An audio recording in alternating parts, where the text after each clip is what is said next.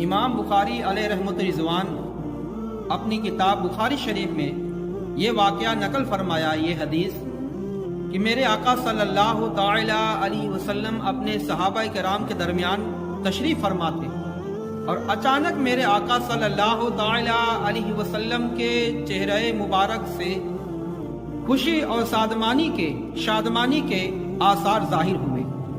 میرے آقا صلی اللہ تعالی علیہ وسلم نے فرمایا، صحابہ نے عرض کیا، یا رسول اللہ، میرے ماں باپ آپ پر قربان ہوں۔ یا رسول اللہ، آپ مسکرانے کی وجہ کیا ہے؟ آپ کی مسکرانے کی وجہ کیا ہے؟ میرے آقا نے فرمایا، اے میرے صحابہ، ایک واقعہ ایسا یاد آ گیا جس کی وجہ سے میں خوش ہو گیا اور مسکرا دیا۔ صحابہ نے عرض کیا، یا رسول اللہ، وہ واقعہ ہم لوگ کو بھی سنائیں۔ میرے آقا فرماتے ہیں، بنی اسرائیل میں 3 شخص اللہ تبارک و تعالی صلہ رحمی اور ماں باپ کے ساتھ حسن سلوک کا کیا درجہ، کیا صلہ عطا فرماتا ہے، اس حدیث میں بھی آپ سنیں گے۔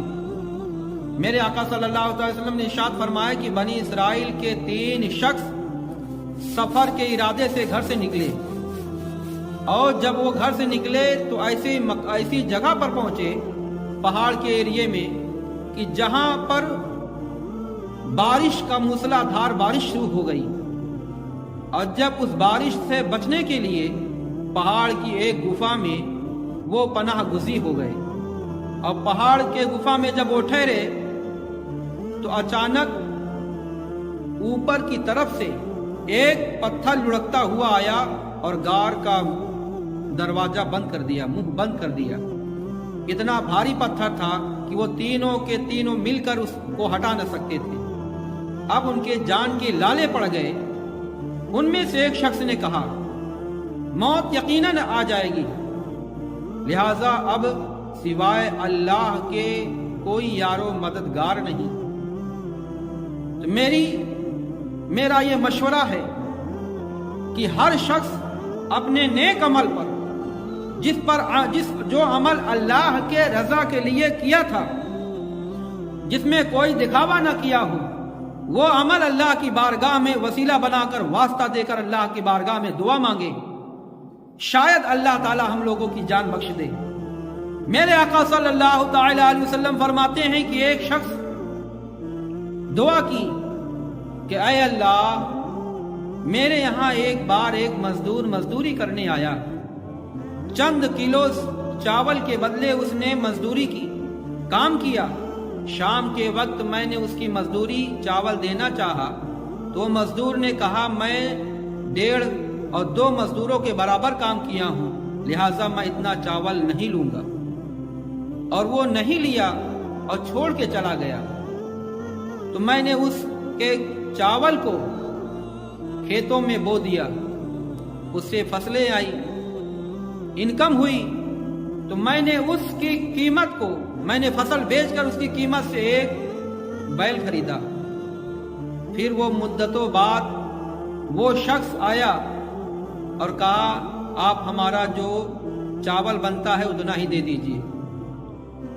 تو میرے آقا صلی اللہ تعالی علیہ وسلم فرماتے ہیں کہ وہ شخص کہا، ٹھیک ہے، یہ بیل وغیرہ لے لو، یہ تمہارے غلہ وغیرہ ہے لے لو، یہ مکان تمہارے لے لو۔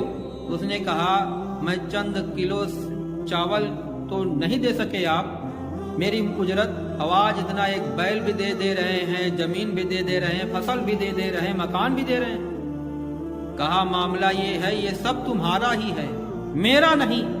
جو غلہ تم چھوڑ کر اپنی مزدوری چھوڑ کے گئے تھے، میں نے اس چاول کو کھیتوں میں بویا، اللہ تعالیٰ اس قدر برکت دی کہ اس فصل کو میں نے بیچ کر ایک بیل خریدا، اسی سے یہ غلہ وغیرہ ہے، اسی سے مکان وغیرہ سب چیز خرید کر تیرے ہی مال سے یہ ہے، لہٰذا تو اس اپنے مال کو قبول کر اور اللہ کے ہاں کل مجھے جواب دینے سے بچا، لہٰذا معاف کر دے۔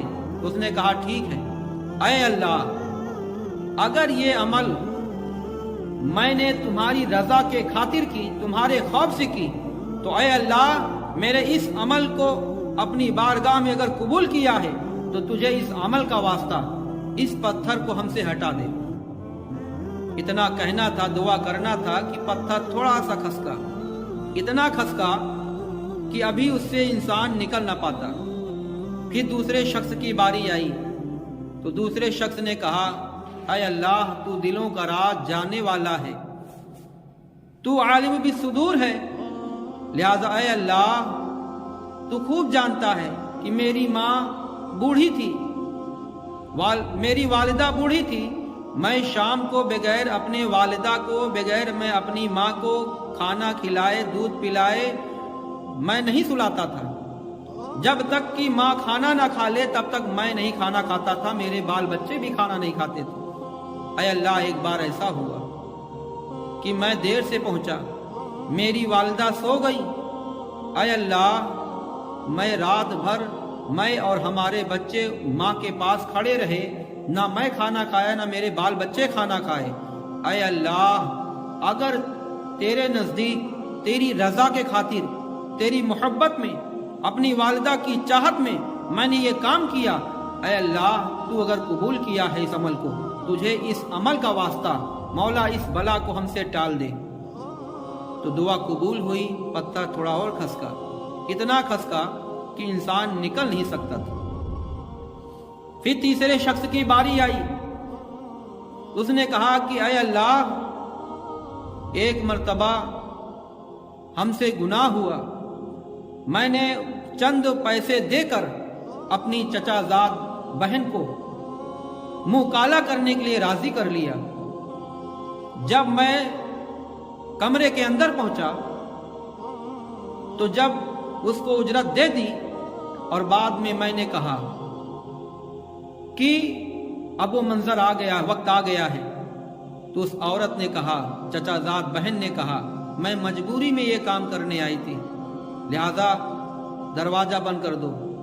تو جب دروازہ بند کر دیا تو وہ اس کے شریر پر، اس کے جسم پر کپی تاری ہوئی، کہا ڈرتی کیوں ہے؟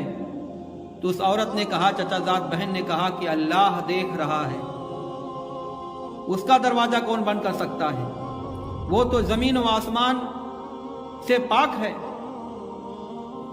تو اللہ تبارک و تعالیٰ کی اس کے دل پر خوف اس قدر طاری ہوئی کہ اس شخص نے کہا، اللہ واسطے ہمیں معاف کر دو، یہ پیسہ بھی لے جاؤ اور مجھے معاف کر دو۔